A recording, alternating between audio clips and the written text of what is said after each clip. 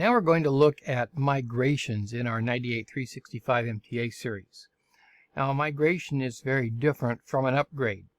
In an upgrade, I'm moving from one version to another version of Windows, say from 2016 to 2019 or 2012 to 2016.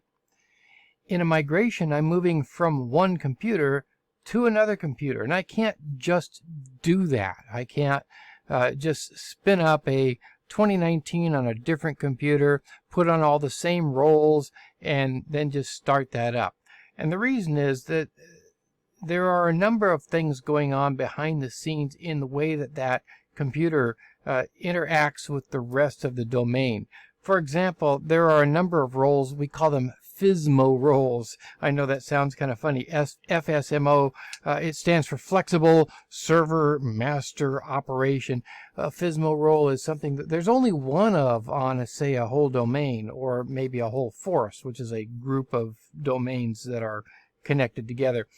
And I have to move those Fizmo roles along with it. So if I have say a computer's having problems and I have to move the operations of that computer to another computer, I have to do a controlled migration from one computer to the other computer. And that's what this is all about. So how do we do that? Well, we have a systematic way to migrate from the old computer to the new computer. And by the way, if you've seen this thing pop up and hopefully you've clicked this don't show this message again, what this thing is, this Windows Admin Center, is something new in Windows. And let me see if I can show this to you on my Windows 10 machine. It's this, well, I have this kind of, there we go. It's this thing here. It's where you can now have a web-based administrative single point admin where you can have all of your servers or even Windows 10 machines, and you can administer them all in one web interface. So that's what that thing's all about. We're not going to cover that in this course, so you can just ignore that thing. All right, let's get back to this. For now, you can just ignore that thing and close it, and it won't bother you anymore. All right, so what we're going to do is add roles and features. And we're going to click through this thing, next, next, till we get down to the roles and features here. And I believe the, let's see, what is it we were looking at? Oh yes, the migration tools. So I'm going to click next until I get down to features here. And I'm going to go down to the Windows Server Migration Tools. And I'm going to turn that on and click next, and we'll confirm that and let it install. Well, while it's installing, let me tell you what it's going to install. It's going to install a set of PowerShell commands. Now, PowerShell is a lot like the command line, except the command line is not extensible.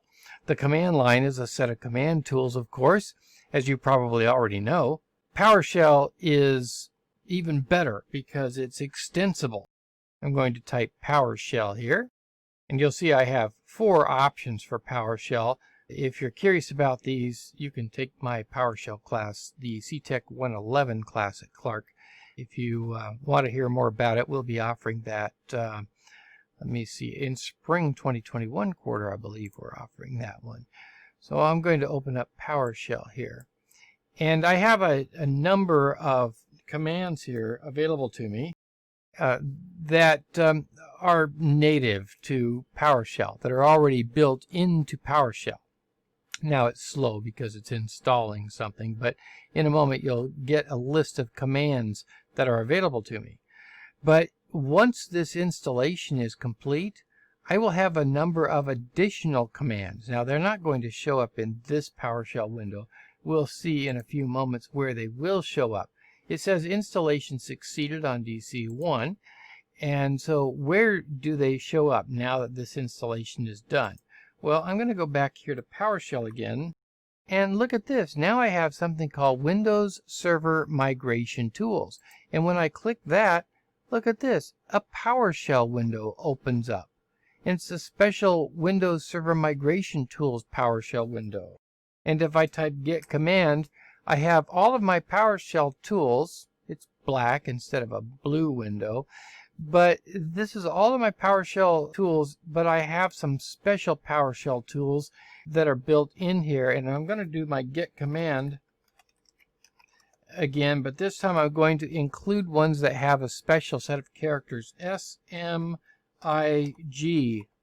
All of them that have the server migration. This stands for server migration in it, and there'll be 5 commands that were not in here before. These extra 5 commandlets here are the ones that have to do with the server migration. Now, it's not just a matter of using these commands. There's a lot more involved also. You have to create some special folders, and then you have to use these commands in order to migrate from the old server to the new server. And once you've done that, then you now have systematically and in a controlled way moved the server from the old server to the new server, and now you can put it into production and everything is all happy. It is a big process. It is a kind of a complicated process. If you're a Red Dwarf comedy fan, then you'll recognize that SMIG here is very close to SMEG, which is what you might say when you have to do it all. Oh, SMEG, I don't want to do all that. But that's all for the Red Dwarf fans out there. But anyway, there it is. That is what Windows Server migration is about, moving from an old server to a new server.